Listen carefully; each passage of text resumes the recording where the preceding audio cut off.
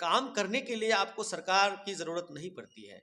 आप समझ सकते हैं इस वक्त बिहार में एक विधायक, बिहार प्रदेश अध्यक्ष और अमोर के विधायक आप देख रहे हैं अपने क्षेत्र में किस तरीके का कार्य कर रहे हैं।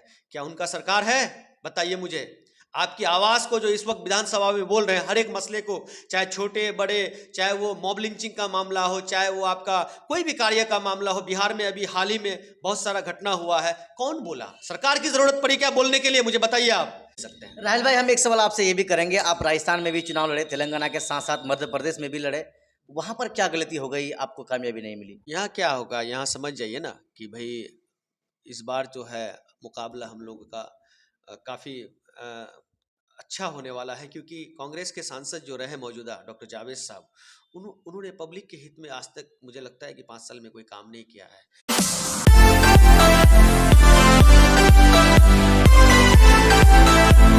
दोस्तों, आज हमारे साथ एक खास मेहमान हैं। AIMIM पार्टी के किशनगंज जिले के जिला सचिव राहिल अख्तर साहब हैं। इनसे हम बात करेंगे। हाल ही में पूरे हिंदुस्तान के 4 राज्यों में विधानसभा का चुनाव हुआ था, जिनमें एक तेलंगाना भी था, जहां पर ओवैसी की पार्टी AIMIM पार्टी की तरफ से धमाकेदार प्रदर्शन किया गया। क्या धमाकेदार प्रदर्शन वहां पर किया गया, या इन्हीं सारी बातों को हम इनसे जो है जानने की कोशिश करेंगे कि आखिर तेलंगाना में 2023 में जो विधानसभा का चुनाव हुआ, वहां पर सिर्फ MIM पार्टी ही नहीं थी, बीजेपी भी थी, कांग्रेस भी थी, वहां की लोकल पार्टी BRS भी पार्टी थी, और इन तमाम पार्टियों के साथ चुनावी मैदान में रहकर चुनाव लड़कर अपनी इज्जत को बचा लेना, ये कितनी बड़ी बात है, ये आप सब जानते हैं। और हम आज स्पेशली हमारे इस वीडियो के माध्यम से हम आप तक पहुंचाएंगे। सबसे पहले राहिल भाई, बहुत बहुत स्वागत है, साथ साथ आपको बधाई भी हो। तेलंगाना में आप लोगों ने 9 सीटों पर चुनाव लड़ा, साथ में धमाकेदार जीत हासिल हुई। शुक्रिया आपका कि हम लोगों ने वहाँ 7 सीट पर हम लोगों को कामयाबी मिली, और मैं समझ सकता हूँ कि हम लोगों के लिए बड़ी कामयाबी है इस लहर में भी। सबसे पहले हम आपसे ये पूछना चाहेंगे कि तेलंगाना में जिस तरह से 2023 में विधानसभा का चुनाव हाल ही में MIM पार्टी, बोले तो आपकी पार्टी की तरफ से वहां पर लड़ा गया, कहा तो ये जा रहा था कि इस बार अकबर ओवैसी, जो ओवैसी के छोटे भाई हैं, ये भी अपनी सीट नहीं बचा पाएंगे। यहाँ तो आपकी पार्टी 7-7 सीट, जो पहले से जो विधायक था 7 सीटों पर आप जो है कब्जा कर रखे हुए थे, 7 आपके विधायक थे, और इस बार भी आपने 7 सीटों पर ही जीत हासिल कर ली। आप क्या बोलना चाहेंगे? ये लोग असल में विकास कार्य को देखे नहीं है, MLAs MPs का विकास कार्य नहीं देखे हैं। ये लोग देखे हैं कि चुनाव जीत करके दिल्ली जाते हैं, 4.5 साल बाद आते हैं और क्षेत्र में तब जाके MP का चेहरा देखते हैं। ये लोग कार्य को नहीं देखते हैं। अकबरुद्दीन ओवैसी का कार्य को है कोई कॉन्स्टिट्यूंसी में एक MLA जो 17,000 बच्चों को फ्री पढ़ाए? बताइए मुझे। और सवाल यह है कि ये लोग उस कार्य को देखे नहीं है, तो ये लोग को कुछ भी टिप्पणी करना जो है सही समझता है। असरा हॉस्पिटल, ओवैसी हॉस्पिटल किन लोगों के लिए है? वहाँ किन लोगों के लिए है? बाहर से, बाहर राज्यों के लोग भी वहाँ ट्रीटमेंट के लिए जाते हैं। लेकिन सवाल यह है कि अकबरुद्दीन ओवैसी चंद्रनारायण गुट्टा में काम के बदौलत जीतते हैं। अब की बार उनका 6ठी बार जीतना हुआ, और मैं समझ सकता हूँ कि ये विरोधियों के मुंह में जो है एक करारा तमाचा है। और नामपल्ली जो सीट थी जहां से माजिद हुसैन साहब जीते हैं, वहां कांग्रेस और बीजेपी गठबंधन में चुनाव लड़े माजिद साहब को हराने के लिए। जो फिरोज खान थे कांग्रेस के, उन्होंने गठबंधन किया बीजेपी वालों से कि किसी भी तरह से MIM के कैंडिडेट यहां नहीं जीतना चाहिए। लेकिन अल्लाह जिनको जिताना चाहे, अल्लाह जिनके हक में फैसला ले लेते हैं, वो कहीं ना कहीं आप और हम नहीं तोड़ सकते।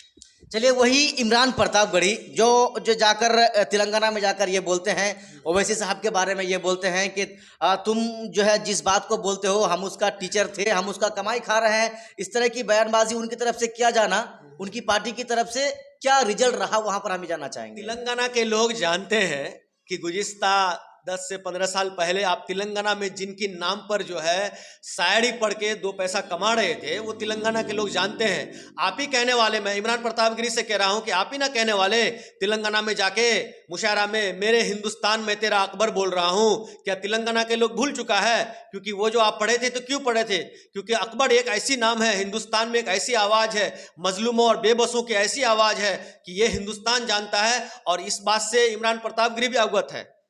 चलिए, इस बात को तो आप मानते ही हैं, क्योंकि वहां पर कांग्रेस की सरकार बन रही है और आपके 7-7 विधायक है वहां पर।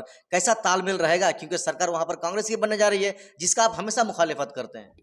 देखिए, सरकार किसी की भी रहे, हम लोगों को अपनी जिस वजह से वहाँ के आवाम चुने हैं, वहाँ पे तेलंगाना में आप देख रहे हैं जनाब माजिद हुसैन साहब मुझे लगता है परसों रिजल्ट आते ही एक्टिव है। जाफर मेराज साहब भी एक्टिव है। मैं सोशल मीडिया में देखा कि भाई अभी तो आज रिजल्ट आया, लेकिन आज तो ये लोग पूरी तरीके से एक्टिव है। देखिए, काम करने के लिए आपको सरकार की ज़रूरत नहीं पड़ती है। आप समझ सकते हैं इस वक्त बिहार में एक विधायक, बिहार प्रदेश अध्यक्ष और अमोर के विधायक, आप देख रहे हैं अपने क्षेत्र में किस तरीके का कार्य कर रहे हैं। क्या उनका सरकार है? बताइए मुझे। आपकी आवाज़ को जो इस वक्त विधानसभा में बोल रहे हैं, हर एक मसले को, चाहे छोटे बड़े, चाहे वो मॉब लिंचिंग का मामला हो, चाहे वो आपका कोई भी कार्य का मामला हो। बिहार में अभी हाल ही में बहुत सारा घटना हुआ है, कौन बोला? सरकार की ज़रूरत पड़ी क्या बोलने के लिए? मुझे बताइए आप कि सरकार की सहारा लेना पड़ा? नहीं। देखिए, काम करने के लिए आपके अंदर की निडरता होनी चाहिए, तो आप कार्य को अंजाम दे सकते हैं। राहुल भाई, हम एक सवाल आपसे ये भी करेंगे, आप राजस्थान में भी चुनाव लड़े, तेलंगाना के साथ साथ मध्य प्रदेश में भी लड़े, वहां पर क्या गलती हो गई, आपको कामयाबी नहीं मिली? मेरे ख्याल से नीतीश कुमार भी मध्य प्रदेश में 10 सीट लड़े, आप भूल चुके हैं। जी जी बिल्कुल। हाँ, इसको भी याद रखिए। और मैं उन लोगों से भी कहना चाहूँगा कि देखिए, मेरी बात तो सबके ज़ुबान पर बहुत आसानी से आ जाते हैं कि इसलिए मैं गरीब हूँ, है ना। उंगली तो अमीरों का बहू को दिखाइए ना, काटा जाएगा उंगली। गरीब को तो हाथ लात सभी मारते हैं आप लोग।